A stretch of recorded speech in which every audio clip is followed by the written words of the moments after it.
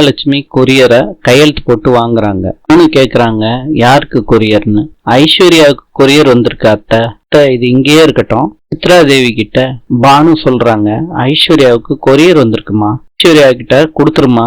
கொரியரை பிரிக்கிறாங்க. பானு அத்தை கைய பிடிக்கிறாங்க. பானு சொல்றாங்க அடுத்த ஆளுக்கு வந்த கொரியரை நம்ம பிரிச்சு படிக்கலாமா, ஐஸ்வர்யாவுக்கு வந்தது அவகிட்ட கொடுத்துருமா. என்ன மன்னிச்சிருங்க அத்தை, நான் அவகிட்ட கொடுக்க மாட்டேன். சித்ராவை என்ன சொல்றது, இப்படி கிழிச்சு போட்டு போயிருக்கா. போட்டோவெல்லாம் பாக்குறாங்க. ஐஸ்வர்யா சொல்லுங்க பாட்டி, உன் பேருக்கு ஒரு பார்சல் வந்திருக்குமா இருக்கா. நான் எதுவும் ஆர்டர் பண்ணலையே பாட்டி, கவர்ல போட்டோஸ் தாமா வந்திருக்கு. அத்தை பிரிக்க போனா அப்பதான் இதுல போட்டோ இருக்குது எனக்கு தெரியும். அம்மா இந்த போட்டோ தான். யாருமா அது? இது என்னோட காலேஜ் ஃப்ரெண்டு பாட்டி, பேரு மதன். இன்னும் ஒரு நாள் என்னைய லவ் பண்றேன்னு ப்ரப்போஸ் பண்ணான் பாட்டி. இத ஒத்துக்கவே இல்லை. ஃப்ரெண்டா பழகிட்டு லவ்வா சொல்றானேன்னு அன்னையில இருந்து அவன் கூட பேசுறதே இல்லை பாட்டி. திடீர்னு இந்த போட்டோ எப்படி வந்துச்சு, யார அனுப்பி வச்சாங்கன்னு எனக்கு புரியல பாட்டி. புரியா, நீ சொல்றதெல்லாம் உண்மைதானாம்மா? நான் ஒரு ட்ரிப்பு சொன்ன பொய்க்கே ஒவ்வொரு நாளும் அசிங்கப்பட்டுக்கிட்டு இருக்கேன் பாட்டி. நான் பொய்யே சொல்ல மாட்டேன் பாட்டி, இந்த முடிவோட தான் இருக்கேன். நல்ல சத்தியமா இதுதான் பாட்டி நடந்துச்சு. சரி விடுமா ஐஸ்வர்யா, யாரு எதுக்காண்டி அனுப்புனாங்கன்னு யோசிக்காம இந்த போட்டோ வேற ஒருத்தங்க கையில கிடைச்சிச்சுன்னா என்ன ஆகும்னு யோசிச்சு பாருமா ஐஸ்வர்யா. ஐஸ்வர்யாவுக்கு போன் வருது. ஹேய் பேபி எப்படி இருக்கன்னு. என் புருஷனை தவிர வேற யாரும் கூப்பிடக்கூடாது, நீ யாருன்னு கேக்குறாங்க ஐஸ்வர்யா.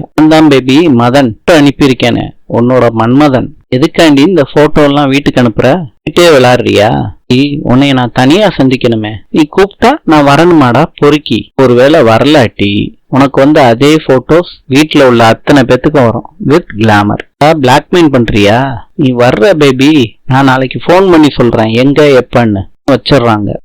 கௌதம் பார்த்து ரசிக்கிறாரு.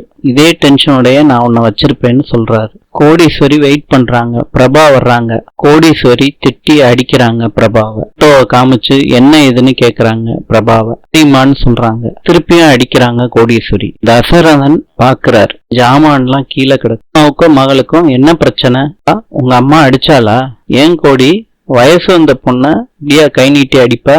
பேச்ச மாத்திடுறாங்க கோடீஸ்வரி. பிரபாவுக்கு ஆறுதல் சொல்றாரு. கோடீஸ்வரி பிரபாவை பார்த்து சொல்றாங்க, என் கண்ணு முன்னாடி நிக்காத, உன்னை எனக்கு பார்க்கவே பிடிக்கல போ அப்படின்னு சொல்றாங்க. சூர்யாவோட வீட்டுக்கு அனாமிகா ஃபேமிலி வந்திருக்காங்க. ஜோசியரும் வந்திருக்காங்க.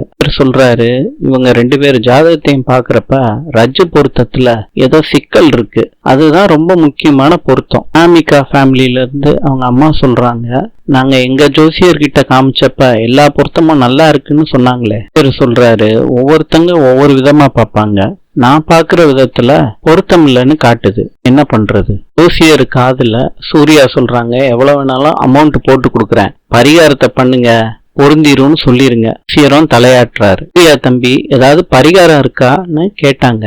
இந்த ஜாதகத்துக்கு பரிகாரம் இருக்கு. பரிகாரத்தை ஒரே ட்ரிப்பா செய்ய முடியாது, 3 கட்டமா செய்யணும். செய்ய வேண்டிய பரிகாரம் ஒண்ணு இருக்கு, கோயில்ல செய்ய வேண்டிய பரிகாரங்களும் இருக்கு. நல்லபடியா செஞ்சு முடிச்சிட்டாலே இந்த கல்யாணத்துல எந்த பிரச்சனையும் வராது. அதான் நீ பாக்குற பார்வையே சரியில்லையே சூர்யா, நீங்க செஞ்சது சரியில்லை, அதனாலதான் என் பார்வை உங்களுக்கு சரியில்லாத மாதிரி இருக்கு. என்ன செஞ்சது சரியில்லை மகா?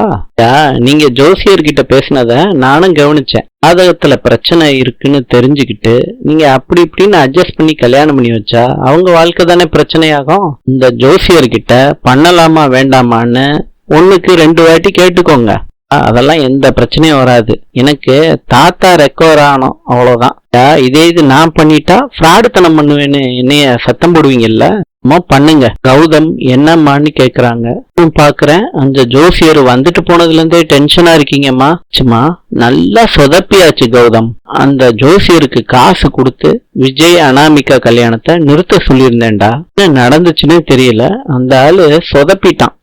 எதுக்குமா நிறுத்தணும் அவங்க கல்யாணத்தை? எல்லாரும் என்ன பேசிக்கிட்டாங்கன்னு உனக்கு தெரியுமாடா கௌதம்? சேர்ந்து அந்த விஜய எம்டி ஆக்கணும்னு பேசிக்கிட்டு இருந்தாங்க. பூட்டானின் நாணயம் இந்திய ரூபாய். நாளை சந்திப்போம்.